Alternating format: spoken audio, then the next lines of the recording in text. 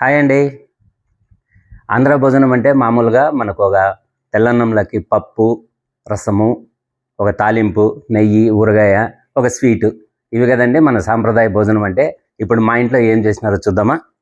మా ఇంట్లో white rice, పప్పు. ఏ పప్పు రాదు ఇది? పాలాకు మెంతాకు వేసి పచ్చిమిరపకాయల పప్పు. పచ్చిమిరపకాయల పప్పు, పాలాకు మెంతాకు ఆకుకూరలు వేసి చాలా గ్రీనిష్గా ఉంది. ఆ తర్వాత దీంట్లోకి ఒక ఊరగాయ వేసుకున్నాము, నెయ్యి వేసేసుకున్నాను, ఒక స్వీటు మొన్న చేసిందే రవ్వ లడ్డు బాగుంటుంది, తిన్నాం కాబట్టి. ఆ తర్వాత ఈరోజు స్పెషల్ తాలింపు, కాకరకాయ తాలింపు. కాకరకాయ తాలింపు చాలా మంచిదండి ఇది హెల్తీకి. ఎందుకంటే షుగర్ ఉండేవాళ్ళు ఎక్కువ కాకరకాయ రసము, కాకరకాయ ఎక్కువ తినాలా అని చెప్తారు కదా. ఇది తినండి, అలవాటు చేసుకోండి. ఒకవేళ తినేవాళ్ళు ఉంటే హ్యాపీ, తినని వాళ్ళు ఉంటే అలవాటు చేసుకోండి, బాగుంటుంది.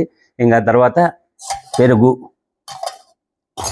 ఇదండి ఈరోజు మా ఇంట్లో లంచ్.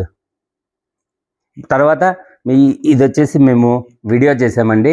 ఈ వీడియో మీకు మా ఛానల్లో దొరుకుతుంది, రాధికా లాగ్స్ అని చెప్పి. మీరు ట్రై చేసి చూడండి.